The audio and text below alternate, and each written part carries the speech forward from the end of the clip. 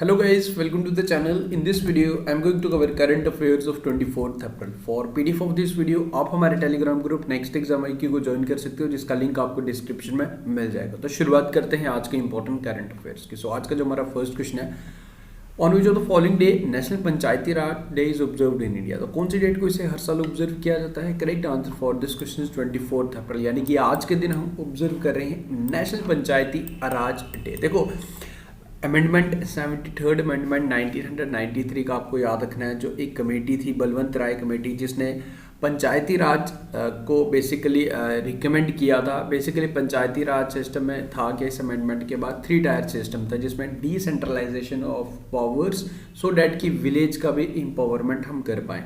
तो फर्स्ट आपको ये भी याद रखना है कि फर्स्ट कौन सा विलेज बना था जहाँ इस एक्ट को, पंचायती राज एक्ट को, ये डिसेंट्रलाइजेशन ऑफ पावर्स को इम्प्लीमेंट किया गया था। बेसिकली वो राजस्थान स्टेट बना था, राजस्थान का नागौर विलेज आप जरूर याद रख लीजिएगा। एंड बलवंत राय कमेटी भी जरूर याद रख लीजिएगा, जिसने रिकमेंड किया था 3 टायर सिस्टम। देन उसके बाद हमारा नेशनल पंचायती राज डे 24th अप्रैल को हम हर साल ऑब्जर्व करते हैं। अमेंडमेंट आप जरूर याद रख लीजिएगा, 73rd अमेंडमेंट 1993। ओके, तो आज के दिन हमने इसे ऑब्जर्व कर रहे हैं। आगे बढ़ते, Which of the following country has commissioned its first aircraft carrier? TCG Anadolu।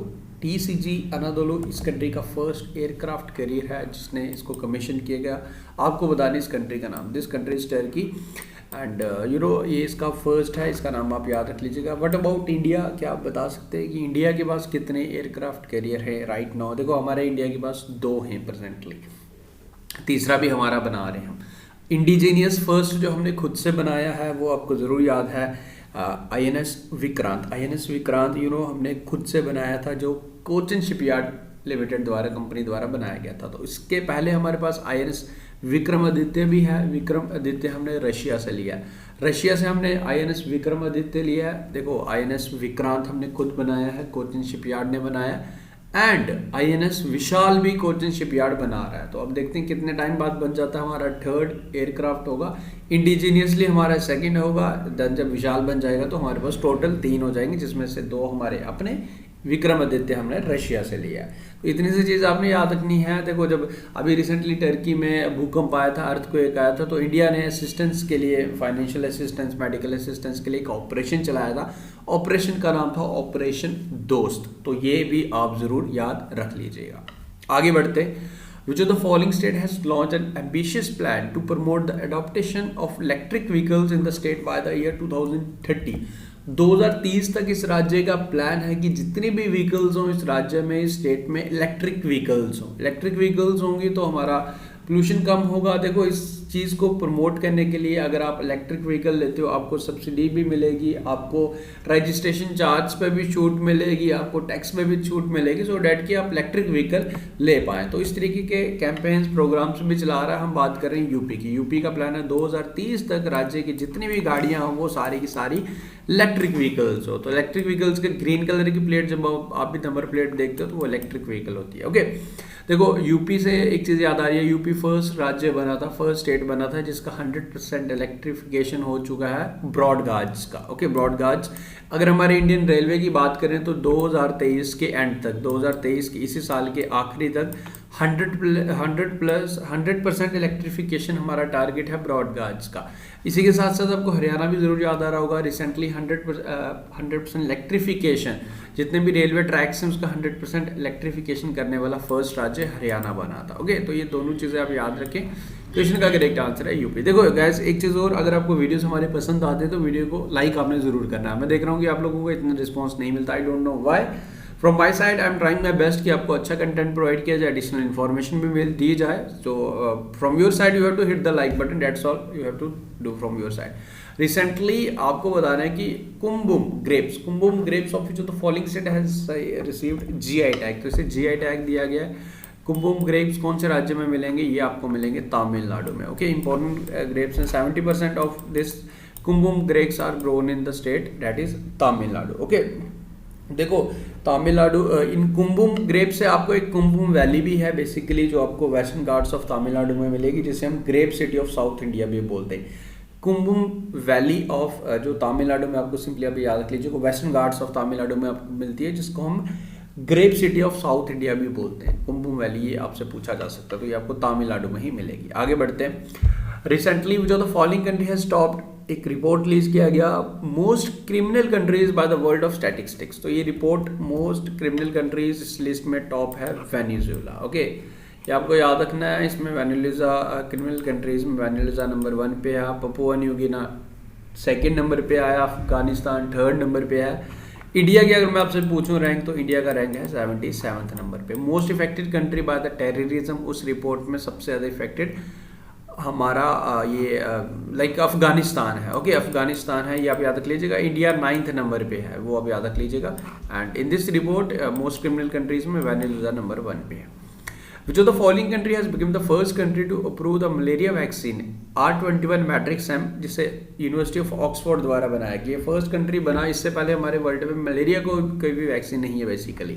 So this was the first country which this vaccine has been approved by World Health Organization. 7 अप्रैल को हमने वर्ल्ड हेल्थ डे ऑब्जर्व किया। This country is Ghana. Okay, you know इसके accuracy की अगर मैं बात करूं तो 70% एक्यूरेसी WHO द्वारा बताई गई है कि ये क्योर कर सकता है, ये काम करने वाला है। ओके, R21 मैट्रिक्स इस वैक्सीन का नाम आप याद रखें।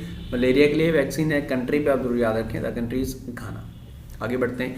Who among the following has won the ICC man player of the month of the year award 2023। तो ये एक शाकिब अल हसन, ये बांग्लादेश के खिलाड़ी हैं। ओके, तो इसमें मेंस में ये पूछ रहा है बेसिकली। एंड रवांडा की हेनरेटी इशेमवी, ये वुमेन्स कैटेगरी में इनको सम्मानित किया गया फॉर द मंथ 2023 मार्च। मेंस शाकिब एंड रवांडा की हेनरेटी इशेमवी, ये रवांडा की हैं, याद रखें। Who among the following has received the business leader of the decade award at All India Management Association. एक एपेक्स ऑर्गेनाइजेशन है, ऑल इंडिया मैनेजमेंट, जो भी legal term basically professional services की अगर मैं बात करूं, प्रोफेशनल सर्विसेज की, ऑल इंडिया मैनेजमेंट एसोसिएशन द्वारा इन्हें सम्मानित किया गया 13 इंडिया मैनेजिंग अवार्ड्स में। तो आपको बताना है कि business leader of the decade award से किसे सम्मानित किया गया। This is the question. Correct answer is Kumar Mangalam Birla is the correct answer for this question. Rashid rover, ये अभी न्यूज़ में था बेसिकली। ये आपको बताना है कि ये इसे basically schedule to land on the moon, ये मून तक ये पहुंच भी जाएगा। राशिद अगर आपसे इस तरीके से पूछ सकता है कि राशिद रोवर किस कंट्री का है, दिस इज ऑफ UAE, किसके रिलेटेड है, ये किसको स्टडी करने वाला है, क्या सन को स्टडी करेगा, मून को स्टडी करेगा, मार्स को करेगा, तो this is going to study about moon. Okay, तो ये किस कंट्री का है, राशिद UAE का है एंड इसे अभी रिसेंटली लॉन्च किया गया। The Indian government has launch the animal health system support for one health. देखो, वन हेल्थ पे काम किया जा रहा है। The one health mean animal health, human health and environment health. तो इन तीनों को जॉइंटली वन हेल्थ हम कहते हैं बेसिकली। तो अब इंडिया इसमें काम कर रहा है बेसिकली इस सिस्टम के लिए, जिसको ASSHOM का नाम इसकी शॉर्ट फॉर्म। तो किस ऑर्गेनाइजेशन के साथ मिलकर ये इसमें फंडिंग वगैरह फाइनेंशियल असिस्टेंस प्रोवाइड कर रहा है for this project, that is animal health system support for one health. This is World Bank. Okay, याद रखें। Recently which of the following state has launched a help accredited agent for health and extension of livestock protection programme.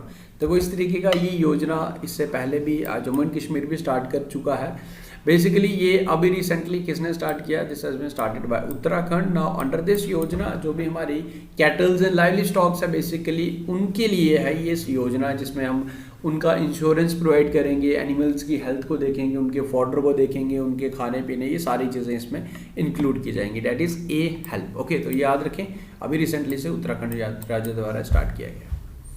World creativity and innovation day, इसे कौन सी date को observe किया जाता है हर साल? Correct answer for this question is 21 April, 21 April, जिसने हम national civil services day observe किया।